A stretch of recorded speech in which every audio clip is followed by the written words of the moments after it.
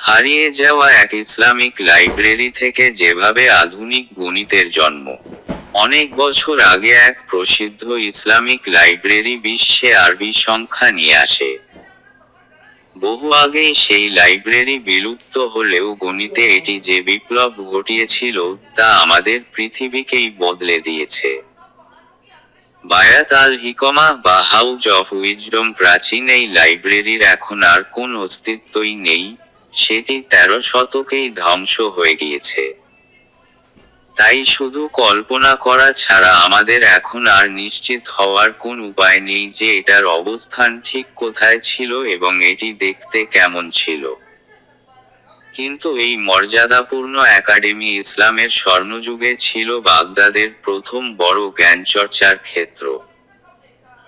একই সাথে এটিকে বলা হয় আধুনিক আরবি সংখ্যার জন্মভূমি, আর শূন্য দিয়ে যে সংখ্যার রূপান্তর ঘটানো যায় সেটাও ছড়িয়ে দিতে সাহায্য করে এই লাইব্রেরি। প্রথম শূন্য সংখ্যাটি লেখার অস্তিত্ব পাওয়া যায় প্রাচীন মেসোপটেমিয়ায়, কিন্তু 5ম শতকের দিকে এটি ভারতের ব্যবহারের আগ পর্যন্ত এর কোন অর্থ ছিল না, আর এখান থেকেই শূন্য বাকি বিশ্বে ছড়িয়ে পড়ে, যদিও এরও কয়েকশো বছর আগে মায়ারা শূন্য ব্যবহার করেছিল বলে ধারণা করা হয়।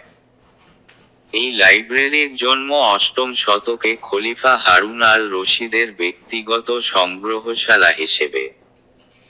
কিন্তু প্রতিষ্ঠার 30 বছরের মাথায় একে সাধারণ জনগণের পড়াশোনার জন্য খুলে দেয়া হয়।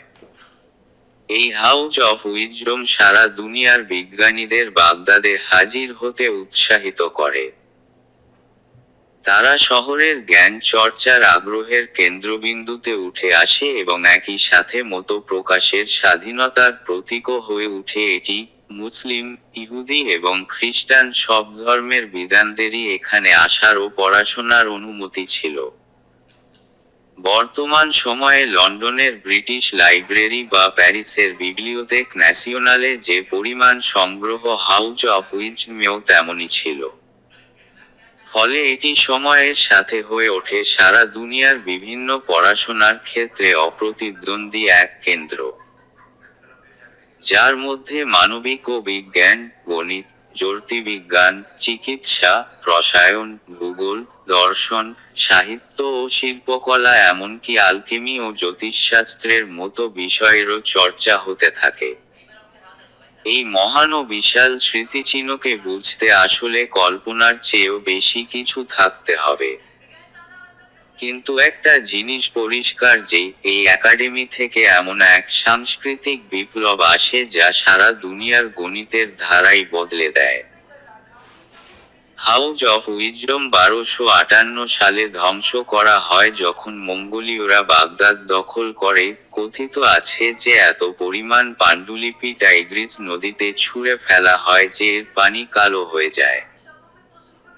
কিন্তু তার আগেই এখান থেকে যে আবিষ্কারগুলো হয়েছিল তা এক শক্তিশালী ও বিমূর্ত গণিতের ভাষার সাথে পরিচয় ঘটায় যা পরবর্তীতে ইসলামিক বিশ্ব, ইউরোপ এবং একসময় সারা দুনিয়া অনুসরণ করে।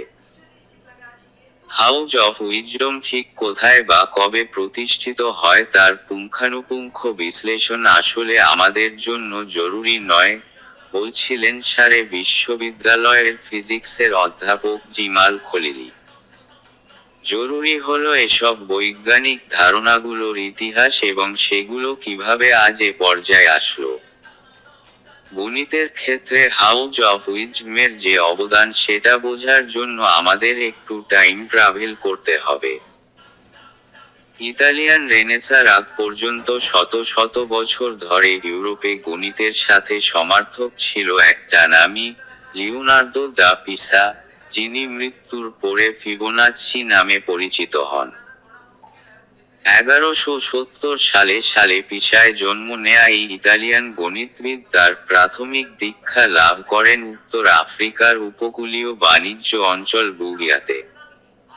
20 বছর হওয়ার আগেই ফিবোনাচ্চি মধ্যপ্রাচ্যে পাড়ি জমান। তিনি তখন ভারত থেকে পারস্য হয়ে পশ্চিমে যে ধ্যান ধারণাগুলো আসে সেগুলোতে মজে ছিলেন। এরপর যখন ইতালি ফেরত আসেন, ফিবোনাচ্চি হিন্দু অ্যারাবিক গণনা পদ্ধতি নিয়ে প্রথম কোন পশ্চিমা কাজ হিসেবে তার বই লিবার আবাছি প্রকাশ করেন। যখন এ বই প্রথম 1202 সালে সামনে আসে তখন অল্প সংখ্যক কিছু পণ্ডিত হিন্দু অ্যারাবিক গণনা সম্পর্কে অবগত ছিলেন।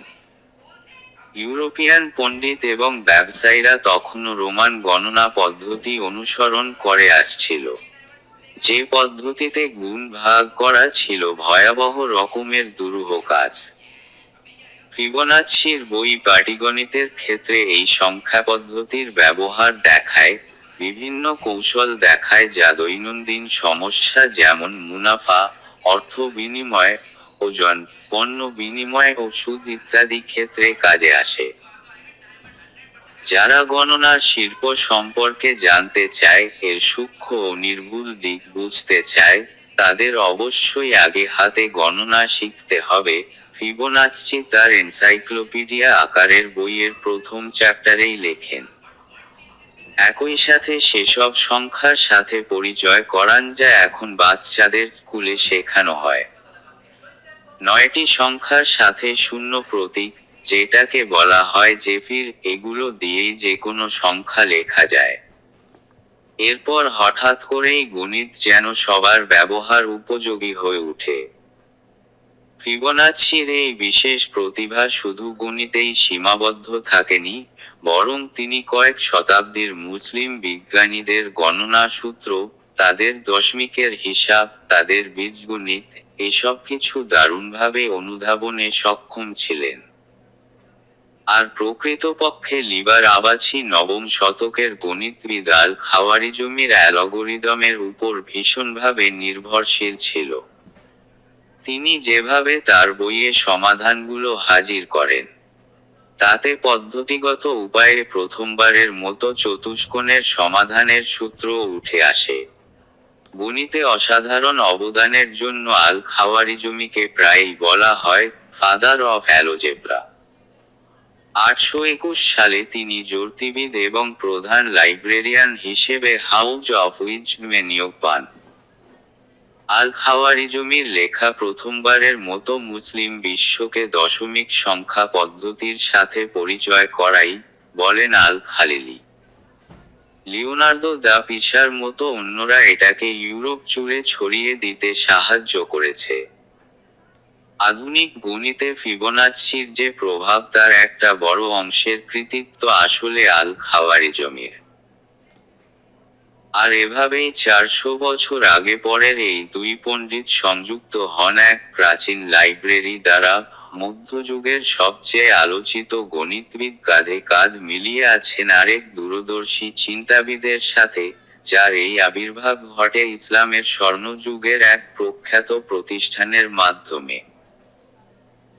তবে সম্ভবত হাউজ অফ উইজডম সম্পর্কে খুব জানা যায় বলেই, মাঝে মধ্যে ইতিহাসবিদরা এর উদ্দেশ্য ও সম্ভাবনা সম্পর্কে একটু বাড়িয়ে বলেন, যা অনেক সময় এটাকে একটা পৌরাণিক চেহারা দেয় যা ইতিহাস ঘেঁটে যতটুকু পাওয়া যায় তার সাথে মেলে না।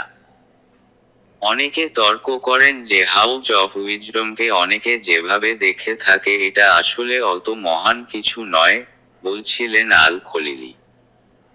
কিন্তু আল-খাওয়ারিজমির মতো মানুষদের সাথে এর সম্পর্ক, গণিত, জ্যোতির্বিদ্যা ও ভূগোলে তার অবদান, এসব আমার কাছে প্রমাণ হিসেবে যথেষ্ট যে হাউজ অফ উইজডম আসলে সত্যিকার একটা একাডেমির মতোই ছিল। এটা শুধু অনুবাদ বইয়ের সংগ্রহশালা ছিল না।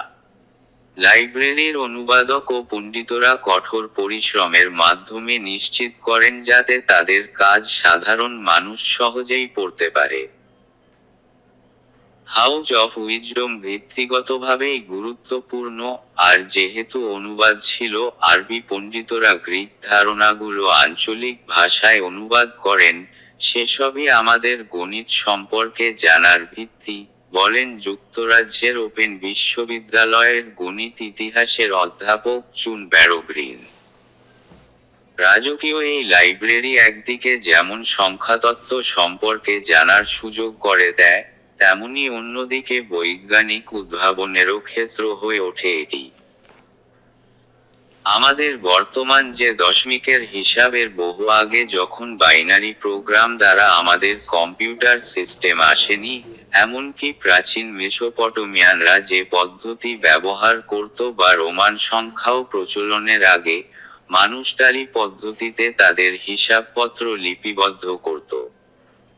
এসবই হয়তো এখন আমাদের কাছে খুব প্রাচীন বা সনাতন মনে হতে পারে। কিন্তু এই সংখ্যার নানান রকম প্রকাশ আসলে আমাদের কাঠামো সম্পর্কে গুরুত্বপূর্ণ শিক্ষা দেয়। সম্পর্ক এবং ইতিহাস ও সংস্কৃতি কোথা থেকে এসেছে সে ব্যাপারেও ধারণা দেয়। একই সাথে এ থেকে মান ও বিমূর্ততার ধারণা পোক্ত হয়, আমাদের বুঝতে সাহায্য করে যে সংখ্যা কিভাবে কাজ করে। ব্যারো গ্রিন বলেন এটি দেখা যে পশ্চিমা পদ্ধতি একমাত্র পদ্ধতি নয়। বিভিন্ন এই সংখ্যা পদ্ধতি বোঝাটার সত্যিকারের গুরুত্ব আছে। যদি প্রাচীন কোন বণিক দুটি ভেড়া লিখতে চাইতেন, তাহলে তাকে আসলে দুটি ভেড়াইকে দেখাতে হতো। কিন্তু 20টি ভেড়ার ক্ষেত্রে সেটা আসলে অসম্ভব। কিন্তু এ দুটিরই দরকার আছে। প্রতীক মানের পথ ধরে আসা রোমান সংখ্যা আল খাওয়ারিজমের সংখ্যা পদ্ধতি চালুর পরও টিকে যায়। এটি সংখ্যার অবস্থানের উপর নির্ভর করে পরিমাণ বোঝাতো। তারা যেখান থেকে এসেছে সেই রোমান সাম্রাজ্য পতনের পরও রোমান হরফ টিকে যায়, সেটা কি দুর্ঘটনাবশত তার আবেগের বশে বা প্রয়োজনেই, তা এখন নিশ্চিত করে কেউই বলতে পারে না। সূত্র: বিবিসি বাংলা।